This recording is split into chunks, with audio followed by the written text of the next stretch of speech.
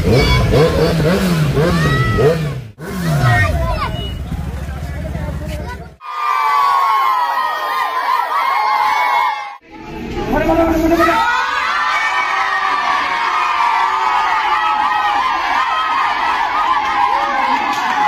Guys welcome back to my channel মার্জেল rider. তো এই মুহূর্তে আছি আমরা সাবরামপুর পেট্রোল পাম্পে, দেখতেই পাচ্ছ। তো আজকের যে আমাদের প্ল্যানিং আছে যে একটা মোটরসাইকেল গ্যারেজ, বাইক গ্যারেজ, সেটা তার উদ্বোধন, শুভ উদ্বোধন আজকে তার রয়েছে। তো তার ইনভাইটে আমরা যাচ্ছি এবং আমাদের সব টিম মেম্বার যাচ্ছে। এখানে আছে ইমারুল, রকি, আর আমরা সকলেই আছি। একদম আমাদের বাইকের লাইন আপ গেলা একদম এই ভোর এগিয়ে আছে। 900 Duke 250 FZ, MT-15 Duke 250, R15 Pulsar. তো দেখতে পাচ্ছি এখানে সব আমার টিম মেম্বার্স আছে। আর এই হচ্ছে পেট্রোল পাম্প।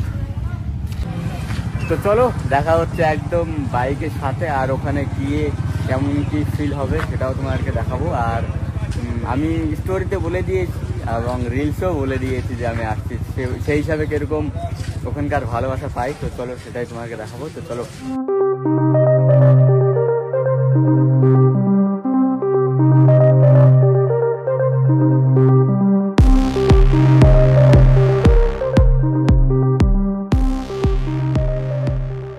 তো গাইস দেখতে পাচ্ছ রাস্তার যে অবস্থা, সুপার বাইক নিয়ে যাওয়া একদম অসম্ভব ব্যাপার একটা হয়ে আসছে। তো আমরা ফাইনালি একদম পৌঁছে গেছি কিতনিয়াপাড়া, যে আমাদের গ্যারেজ মেট আপ ছিল। দেখতে পাচ্ছ আমার ফ্যান ফলোয়ার্সদের রিয়াকশন, মানে এত এত ভালোবাসা এখানকার, মানে বলে তোমাকে বোঝাতে পারবো না আর কি।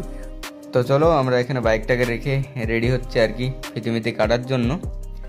তো চলো কিসমত ভাইয়ের কাছে তোমরা কিছু শুনে নাও।